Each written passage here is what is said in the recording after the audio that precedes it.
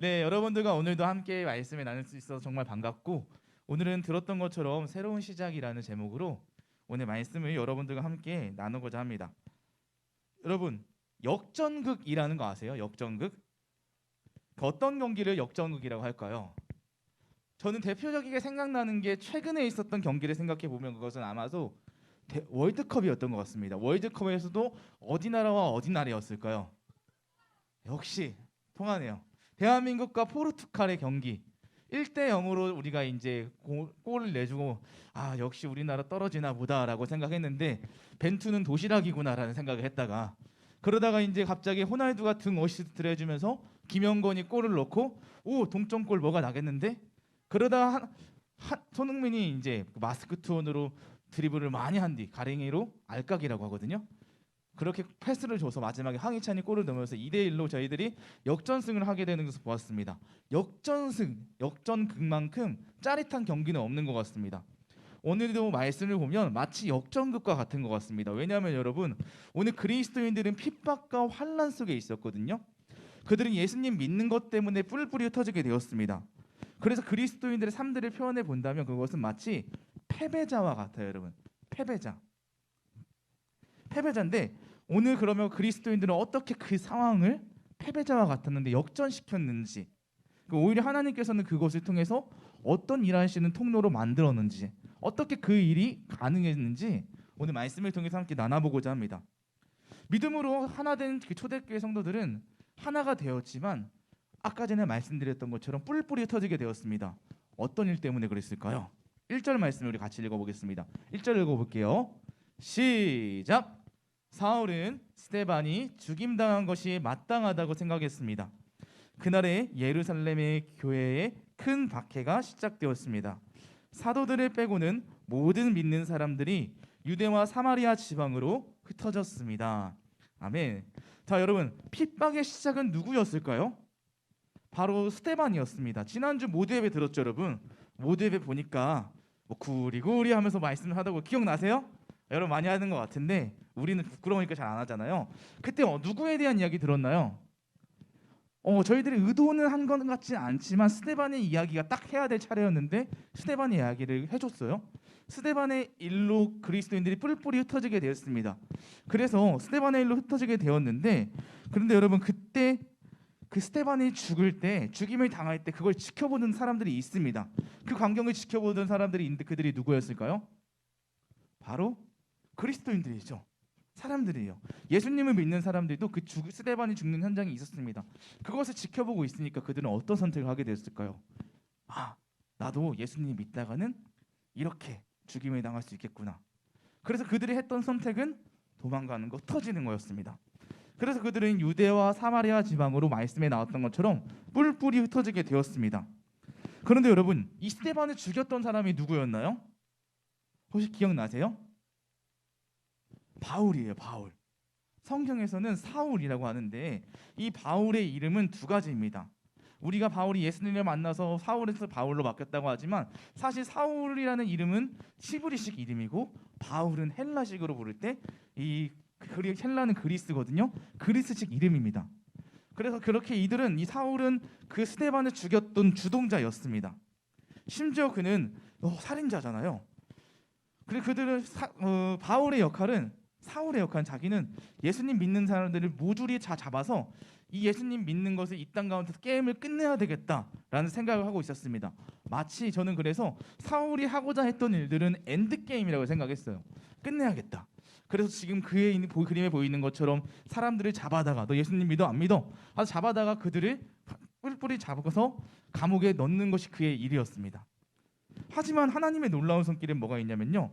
이 끝을 끝내려고 했던 이 시작을 이 끝으로 하는 것이 아니라 오히려 새로운 시작, 하나님이 일하시는 시작, 다른 엔드 게임으로 바뀌게 됐습니다.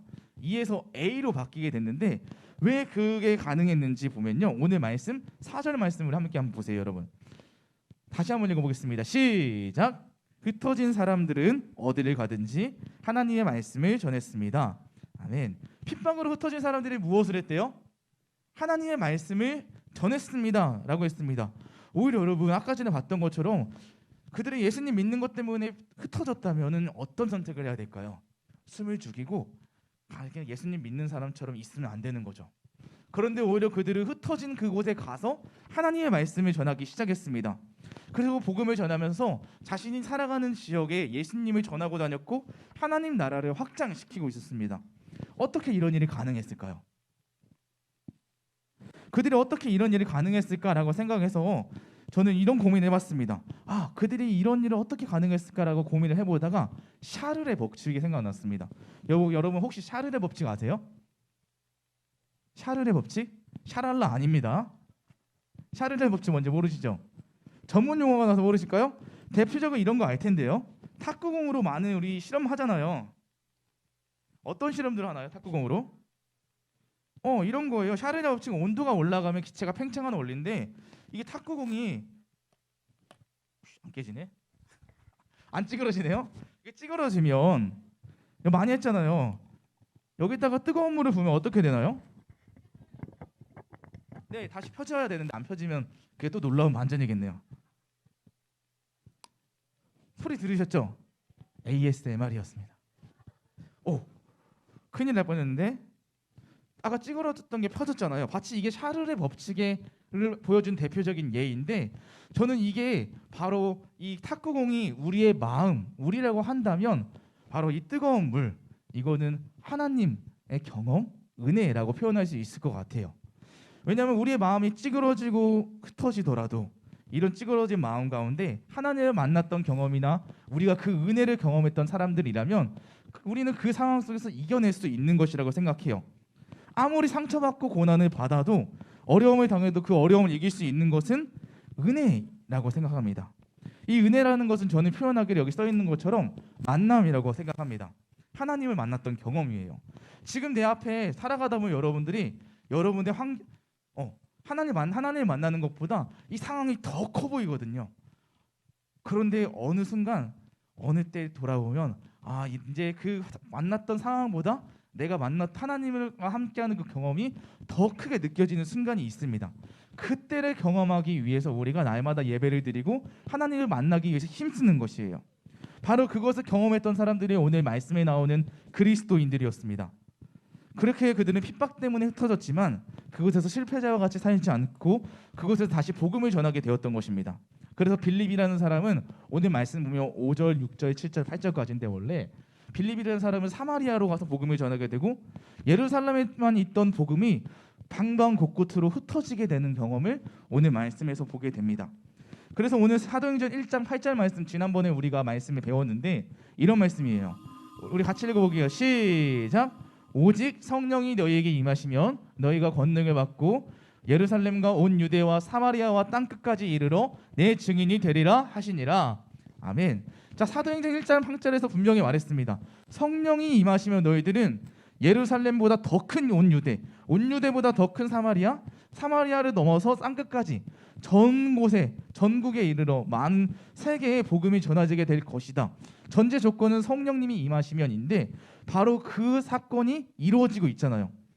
흩어지게 된 건 동기는 두려워서였지만 그게 두려워서 흩어져서 사마리아도 가고 다른 곳에 가고 방방곡곡 흩어졌는데 그곳에서 오히려 하나님이 일하시는 자리로 바뀌게 되었습니다.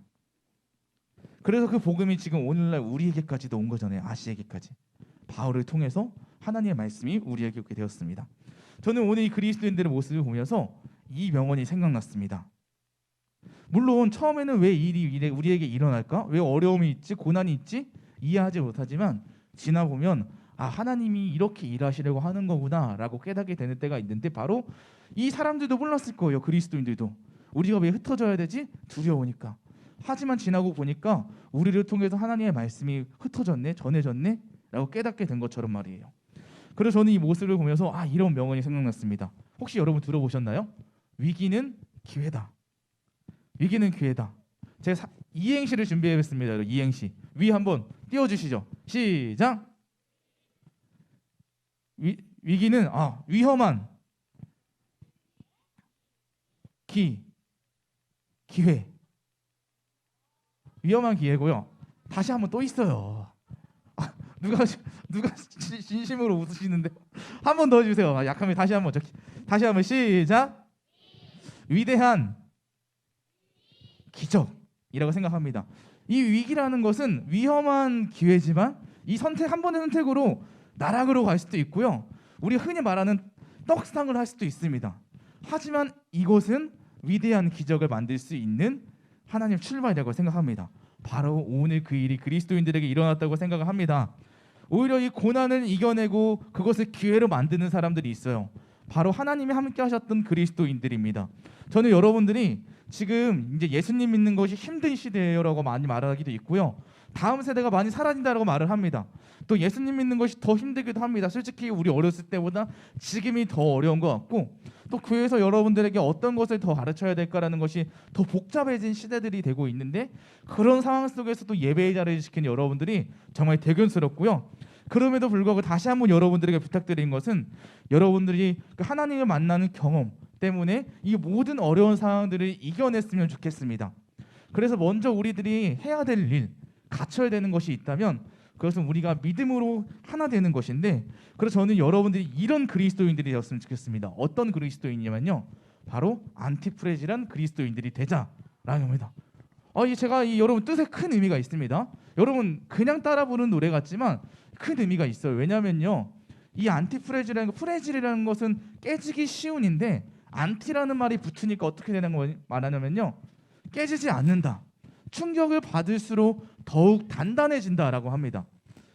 외부의 어려움과 고비가 어려움들이 아무리 공격을 하지만 그것 때문에 더욱더 단단해지는 자신들이 되겠다라고 말을 했던 그룹이 바로 르세라핌이라는 아이들 그룹이 하는 말이거든요. 그래서 여러분 가사를 보면 이런 가사 있어요. 제가 볼드체로 해놓은 것, 두껍게 해놓은 것, 거짓으로 나를 여러분들이 어렵게 하더라도, 내 뒤에 나를 많은 말들을 하는 그런 뒷담화들을 하더라도, 나는 그들이 모두 다 내가 실패하기를 바라고 떨어지기를 원하더라도 나는 그것들을 두려워하지 않는다 라고 말을 하면서, 오히려 그것이 더 높이 갈 수 있는 나의 비결이다 라고 하면서 그들이 이 어려운 아이돌 세계 속에서 나는 살아갈 수 있는 그런 자신들의 정체성을 이야기하는 노래거든요. 그래서 여러분들이 바로 이런 어떤 고비와 어려움들이 오더라도 그것들을 다 이겨내고 하나님을 만나고 한 예배의 자리를 지키는 여러분들이 되기를 바라는 마음에서 안티프레지란 그리스도인이 되자라고 말씀을 드리는 겁니다. 고난과 역경을 이겨내는 그리스도인들이 되기를 바라는 마음입니다. 그래서 그런 일들을 하기 위해서 우리가 해야 되는 것은, 저를 따라해 보겠습니다. 하나님을 경험하라. 네, 하나님을 경험하는 것이 중요합니다. 저는 그것을 은혜라고 표현하는데, 하나님의 경험했던 것들이 모여서 여러분들이 언젠가 그 어려운 상황들이 왔을 때, 핍박이 왔을 때, 그리고 예배의 자리를 지키기 쉽지 않을 때, 그럴 때 다시 한번 예배의 자리를 나오게 하는 그 여러분들을 하나님 앞에 서게 할 줄로 믿습니다. 할렐루야. 우리 한 번만 이렇게 기도했으면 좋겠습니다. 하나님, 제가 하나님을 경험하고 하나님 앞에서 하나님 앞에 설 수 있는 그리스도를 설 수 있도록 인도하여 주시옵소서. 하나님, 저와 함께 해주세요 라는 마음을 가지고 우리가 정말 어떤 상황 속에서도 흔들리지 않고 역경과 어려움들을 이겨내는 그리스도인들이 되게 해달라고 하나님께 우리 한 가지만 같이 기도하도록 하겠습니다. 기도하며 나가도록 하겠습니다. 하나님 아버지, 감사합니다. 우리가 정말로 어떤 상황과 환경을 이겨내기 위해서는 먼저 하나님을 경험해야 할 줄 믿습니다. 하나님, 우리가 그런 역경과 환경을 이겨내기 위해서 우리와 함께 하시는 그 예수 그리스도를 내가 먼저 묵상하고 내 마음의 중심으로 두게 하여 주시옵소서. 그 힘든 것이지만 그 힘든 상황을 이겨내기 위해서는 하나님과 함께하는 경험을 하기 원합니다. 하나님, 우리를 통해 일하여 주시옵시고, 그러하기 위해서 오늘도 하나님 앞에 날마다 예배자로 서길 원합니다.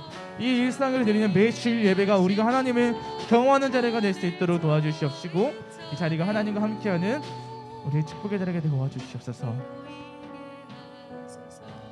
사랑하는 하나님, 우리가 하나님을 예배하는 예배자가 되기를 원합니다. 우리가 매주일 드리는 이 예배가 하나님을 경험하는 예배가 될 수 있도록 인도하여 주시옵소서. 이 하나님을 경험했던 이 은혜의 경험들이 날마다 쌓여서 우리가 그 어떤 상황과 어려움들을 이겨낼 수 있는 힘이 되게 하여 주시옵시고, 날마다 하나님과 함께하는 그 놀라운 축복의 은혜를 경험할 수 있는 우리가 될 수 있도록 인도하여 주시옵소서. 주님께 우리의 삶을 맡겨드리며 예수 그리스도의 이름으로 기도합니다. 아멘.